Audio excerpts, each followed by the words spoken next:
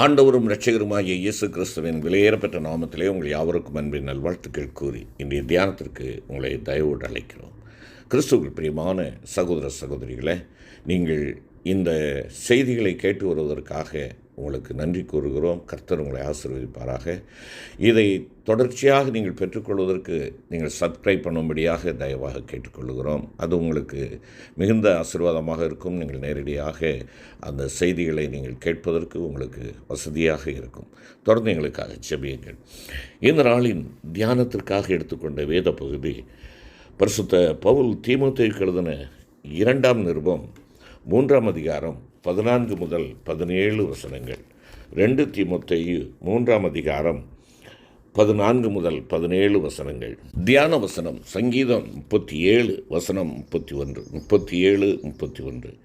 அவனுடைய தேவன் அருளிய வேதம் அவன் இருதயத்தில் இருக்கிறது, அவன் நடைகளில் ஒன்றும் பிசகுவதில்லை. அவனுடைய தேவன் அருளிய வேதம் அவன் இருதயத்தில் இருக்கிறது, அவன் நடைகளில் ஒன்றும் பிசகுவதில்லை.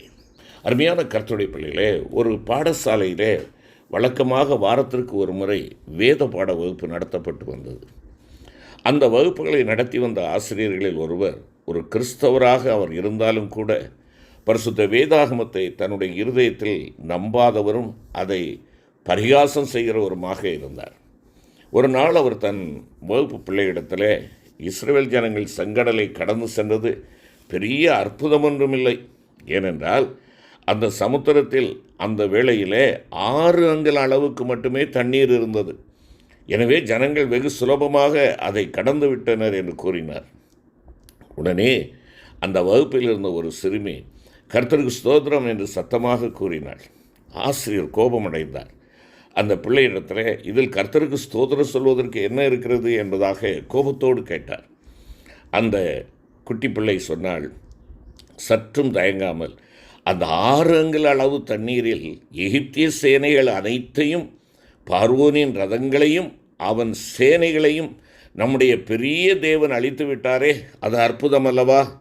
அதற்காகவே நான் கர்த்தரை துதிக்கிறேன் என்று பதிலளித்தார். அந்த ஆசிரியர் பேச்சற்று வெட்கமடைந்தவராய் நின்றார். அருமையான கர்த்தருடைய பிள்ளைகளே, அந்த சிறுமி வேத வாக்கியங்களை நன்றாக அறிந்தவளாய் இருந்தாள். வேத வசனங்கள் அவளுடைய இருதயத்தில் இருந்தது. தேவன் அருளிய வேதம் அவளுடைய இருதயத்தில் இருந்தது. அருமையான சகோதரனே சகோதரி, அன்பான கர்த்தருடைய பிள்ளைகளே, பரிசுத்த வேதாகமத்தில் எழுதப்பட்டுள்ள சம்பவங்கள் அனைத்தும் உண்மையானவை. யாரும் அதை மறுத்து பேசவோ மாற்றி பேசவோ கூடாது. இந்த வைராக்கியம் அவளில் இருந்தது. அவள் தன்னுடைய சிறு வயதிலே எவ்வளவாய் வேத வசனங்களை வாசித்து அவற்றை விளங்கி கொண்டு வேத அறிவுடையவளாய் இருந்திருப்பாள் என்பதை நீங்களும் நானும் எண்ணி பார்க்க வேண்டும்.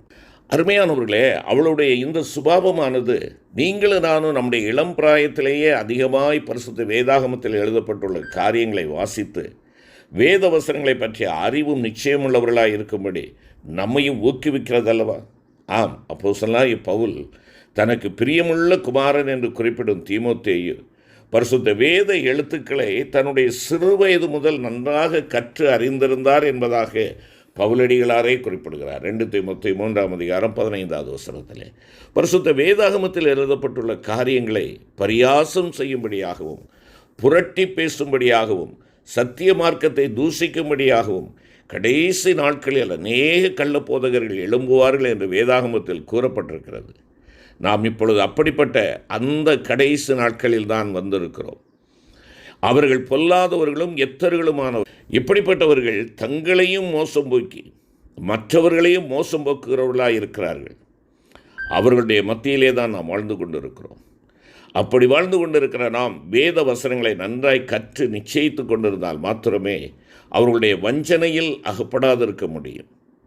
அநேகர் வஞ்சிக்கிற ஆவிகளுக்கும் பிசாசுகளின் உபதேசங்களுக்கும் செவி கொடுத்து விசுவாசத்தை விட்டு விலகி மற்றவர்களின் விசுவாசத்தையும் கவிழ்த்து போடுகிறார்கள் என்பதாக 1 தீமோத்தேயு 4ஆம் அதிகாரம் 1ஆம் வசனம் 2 தீமோத்தேயு 2:18 கூறுகிறது. மற்றும் சிலர் சத்தியத்திற்கு செவியை விலக்கி தங்களுடைய சுய இச்சைகளின்படியே போதிக்கிறவர்களாக இருக்கிறார்கள் என்பதாக 2 தீமோத்தேயு 4:3 மற்றும் 4ஆம் வசனம் கூறுகிறது. எதிர்பேசுகிறவர்கள் மெய்யான சத்திய வசனங்களை அறிந்து கொள்ளும்படியாய் நீயோ எல்லாவற்றிலும் மனத்தெளிவுள்ளவனாயிருந்து ஆரோக்கியமான உபதேசத்தையும் ஆரோக்கியமான வசனங்களையும் நன்றாய் பற்றி பிடித்து கொண்டு அவைகளை குறித்து அப்படிப்பட்டவர்களிடம் திட்டவட்டமாக பேசுகிறவனாய் இருக்க வேண்டும் என்பதாக தீத்துவுக்கு எழுதுகின்ற பொழுதும் தீமோத்தேயுக்கு எழுதுகின்ற பொழுதும் பவுலடிகளார் குறிப்பிடுகிறார். தீத்து 1 அதிகாரம் 9 வசனம், 2 அதிகாரம் 8 வசனம், 2 தீமோத்தேயு 2:25-26 வசனங்களிலே வாசியுங்கள். உன்னை குறித்தும் பரிசுத்த வேதாகமத்தில் கொடுக்கப்பட்டுள்ள மெய்யான சத்திய உபதேசத்தை குறித்தும் நீ எச்சரிக்கையாயிருந்து அவைகளில் உறுதியாய் நிலைத்திருந்தால் மட்டுமே நீ உன்னையும் உன்னுடைய உபதேசத்தையும் கேட்பவர்களை ரட்சித்துக் கொள்ள முடியும் என்பதாக 1 தீமோத்தேயு 4:16 கூறுகிறது. அருமையான கர்த்தருடைய பிள்ளைகளே, நம்முடைய வாழ்க்கையிலே வருகிற சவால்களையும் சோதனைகளையும் நாம் ஜெயிக்க வேண்டும் என்றால் வேத வசனங்களை நாம் நன்றாக அறிந்து அவைகளை நம்முடைய மனதில் பதித்திருக்க வேண்டும். அப்பொழுது மாத்திரமே நீங்களும் நானும் பொல்லாங்கனை ஜெயிக்க முடியும் என்பதாக 1 யோவான் 2:14 கூறுகிறது. கர்த்தராகிய இயேசு கிறிஸ்து இந்த உலகத்தில் ஜீவித்த நாட்களில் சோதனைக்காரனாகிய பிசாசானவன் ஆண்டவரை சோதிக்கும்படி அவரிடத்தில் வந்தான். வேத வசனங்களை கொண்டே அவன் அவரை பரீட்சித்து பார்த்தான்.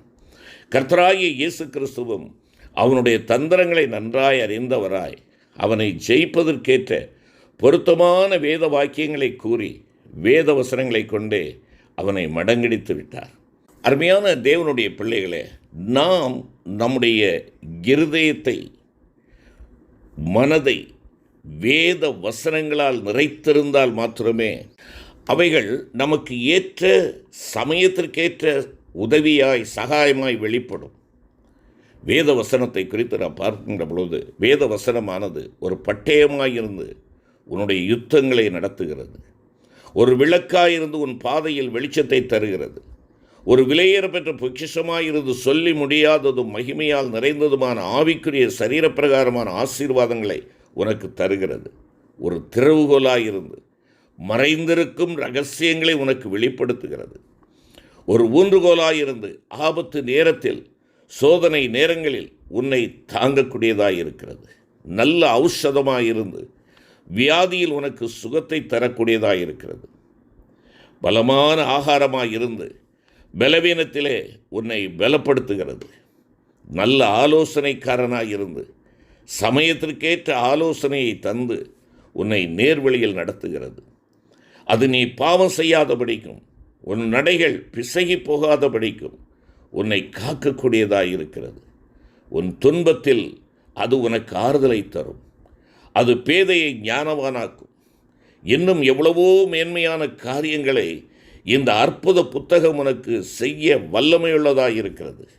அருமையான தேவனுடைய பிள்ளையே, எனவே இவ்வளவு மேன்மை பொருந்திய வேத வசனங்களுக்கு நீ அதிக முக்கியத்துவம் கொடுத்து வாசித்து அவைகளை உன்னுடைய இருதயத்திலே பதித்து வைத்திருக்கிறாயா? கர்த்தருடைய வசனம் கேட்க கிடையாத பஞ்ச காலம் வெகு விரைவில் வந்து கொண்டிருக்கிறது. ஆமோஸ் 8 அதிகாரம் 11 வசனத்திலே நாம் பார்க்கிறோம். அதற்கு முன்பதாகவே கர்த்தருடைய வசனத்தை மிகவும் பிரியத்தோடு வாசித்து தியானித்து அதை உன்னுடைய இருதயத்தில் பதித்து வைத்துக் கொள்வது உனக்கு நலமாயிருக்கும். கர்த்தருடைய வேதத்தை வாசித்து தியானித்து அப்பியாசித்து இருதயத்தில் வைத்துக் கொள்ளுகிறவன் தொட்டதெல்லாம் தொடங்கும் என்பதாக 1 சங்கீதத்தில் பார்க்கிறோம். அவன் செய்வதெல்லாம் வாய்க்கும். உன்னுடைய கையின் பிரயாசங்கள் வாய்க்கப்பட வேண்டும் என்றால், உன்னுடைய வாழ்விலே வெற்றியின் மேல் வெற்றியை நீ சுதந்திரித்துக் கொள்ள வேண்டும் என்றால், நீ தேவனுக்கு உகந்த சாட்சியாக ஜீவிக்க வேண்டும் என்றால், வேத வசனம் உன் வாழ்க்கையில் அது உன் இருதயத்தை நிரப்பினதாக இருக்க வேண்டும். வேத வசனங்களுக்கு விரோதமான சவால்களை ஆண்டவராய் இயேசு கிறிஸ்து செய்தது போல நீ வேத வசனங்களை கொண்டே சந்தித்து மேற்கொள்வதற்கு ஆயத்தப்பட வேண்டும். வேத வசனத்திற்கு விரோதமான யுத்தங்களை சந்திக்கும்படி நீ வேத வசனமாகிய ஆயுதத்தையே அனுப்புவாய் என்றால் அது தன் யுத்தத்தை நடத்தி ஜெயத்தை எடுத்துக்கொள்ளும். அதற்காக வேத வசனங்களை வாசித்து தியானித்து கூடுமானவரை சில வேத பகுதிகளை ஆகிலும் நம்முடைய மனதிலே மனப்பாட செய்து நம்முடைய மனதையும் இருதயத்தையும் வேத வசனங்களால் நிரப்பிக்கொள்ள நீயும் நானும் ஆயத்தமாக இருக்க வேண்டும். நம்முடைய தேவன் சத்திய வேதவசனங்களை கொண்டே கடைசி நாளில் மனுஷரை நியாயந்தீர்க்கப் போகிறார். யோவான் 8ஆம் அதிகாரம் 16ஆம் வசனம், 12ஆம் அதிகாரம் 48ஆம் வசனம் திட்டமாய் சொல்லுகிறது. எனவே அருமையான தேவனுடைய பிள்ளைகளே, வேத வசனங்களை வேதாகமத்தில் உள்ளபடியே நீ ஏற்றுக்கொள்ள வேண்டும். அதில் எழுதப்பட்டவைகளோடு ஒன்றையும் கூட்டவோ குறைக்கவோ முற்படாமல் சத்தியத்தை சரியாய் விளங்கி கொண்டு சத்தியத்தை அறிகிற அறிவில் வளர்ந்து பெருகுவதற்கு நீங்களும் நானும் அவருடைய சத்திய வசனங்களை நமக்கு சொந்தமாக்கி கொள்ள வேண்டும். அப்பொழுது மாத்திரமே மாறுபாடான உபதேசத்தை நம்மிடத்திலே கொண்டு வருபவர்களுடைய மனக்கண்களை நீ தெளிவாக்கி அவர்களையும் நித்திய ராஜ்யத்திற்கு வழிநடத்த முடியும். ஜெபம் செய்வோம். அன்பின் பிதாவே, உம்முடைய அற்புத புத்தகமாகி உம்முடைய சத்திய வசனத்திற்காக நன்றி செலுத்துகிறோம் சுவாமி. தேவனுடைய வார்த்தையாகிய எங்கள் தேவனுடைய ஜீவ புஸ்தகத்தை நீர் எங்களுக்கு கொடுத்திருக்கிறீர். உமக்கு நன்றி ராஜா. சத்தியத்தை கை கொண்டு வருகிற நீதியுள்ள ஜாதி உள்ளே பிரவேசிப்பதற்காக வாசல்களை திறவுங்கள் என்ற உம்முடைய சத்தம் பரலோகத்தில் துணிக்கும் நேரத்தில் நாங்களும் ஆண்டவரே எங்கள் மூலமாய் சத்தியத்திற்கு நேராய் வழிநடத்தப்பட்ட யாவரும் கம்பீரமாய் நித்திய ராஜ்யத்திற்குள் பிரவேசிக்க ஆண்டவர் எங்களுக்கு கிருபை கொடுப்பீராக. சத்தியம் எங்களை நித்தியத்திற்கு கொண்டு சேர்க்கும் அளவும் அந்த சத்தியத்தை விடாது நாங்கள் பற்றி கொண்டிருக்க எங்கள் ஆண்டவர் எங்களுக்கு துணை புரிவீராக. மீட்பர் இயேசு கிறிஸ்து மூலம் வேண்டிக் கொள்கிறோம் நல்ல பிதாவே. ஆமென்.